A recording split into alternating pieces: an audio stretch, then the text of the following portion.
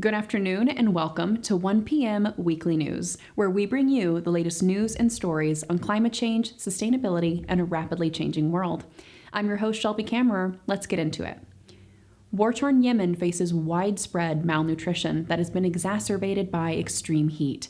By 2030, an estimated 6.5 million people could be exposed to a month's worth of dangerous heat per year, conditions during which even standing in the shade for a few minutes can threaten health. Higher temperatures reduce food production as workers in industries like agriculture and fishing cut their hours and thus their yields to avoid dehydration and sun poisoning. Importing food is nearly impossible with many of Yemen's roads closed, and even if travel were possible, the impoverished citizens likely couldn't afford to bring food in. These factors and others lead to malnutrition that is worsened by heat-related dehydration. Yemen is in a state of emergency. To help, see the link in our show notes for the World Food Program. Winter is over in the southern hemisphere, which means Antarctic sea ice is at its peak, but that peak is significantly lower than in any year since tracking began in 1979. In Antarctica, ice builds on both the land and sea throughout the winter. Sea ice protects the land ice from the warming ocean in the spring and summer, and land ice is critical to support the Arctic ecosystem of plants and animals. Less sea ice this winter means more and faster breakdown of land ice in 2023 and 2024. In Chicago, almost 1,000 birds are dead after hitting a single building in one day of their migration journey. The weather was cloudy and windy, and the building in question left its lights on late into the night for an event. It created, quote, a perfect storm that disoriented birds and led them to building collisions. The American Bird Conservancy estimates that up to 1 billion birds die each year in building strikes. But there are options to make cities more bird-friendly, like turning off non-essential lighting at night and using materials that discourage bird collisions.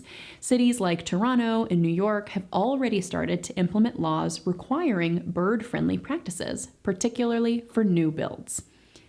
Fresh water is critical to sustaining human life, but over 97% of Earth's water is salt water, and 2% of water is stored as glaciers, ice caps, and snow.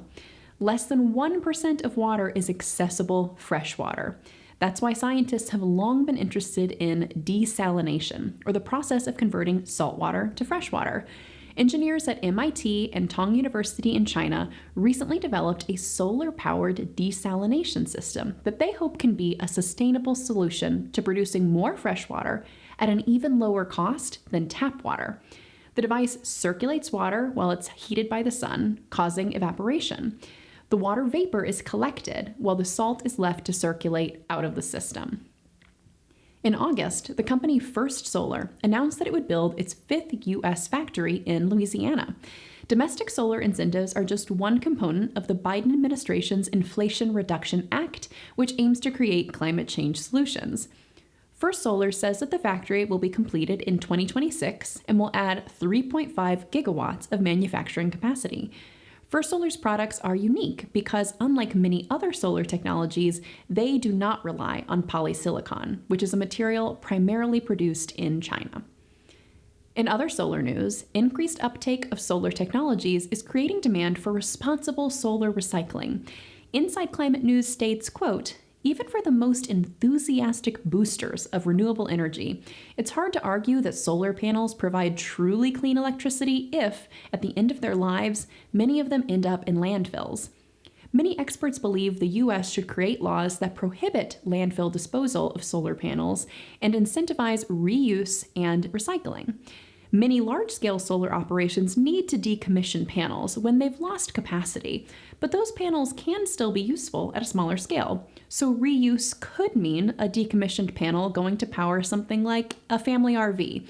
Recycling, on the other hand, would mean separating panels into parts and finding markets for raw materials like copper and glass. but right now it costs 4 times as much to recycle a panel as it does to dispose of it in a landfill. Systems will need to change to make solar electricity truly green. And finally, last year in British Columbia, a forest explorer named T.J. Watt found and documented an enormous tree that is believed to be over 1,000 years old. The western red cedar is 151 feet tall and 17.5 feet in diameter. Watt has been tree hunting for 20 years and has great respect for the forest and its indigenous peoples, which is why he waited over a year to disclose the tree finding to the public. He sought feedback from a Hauset First Nation community first, who steward about 80% of the lands in the Clayoquot Sound, and will now protect this tree that has been nicknamed the Wall.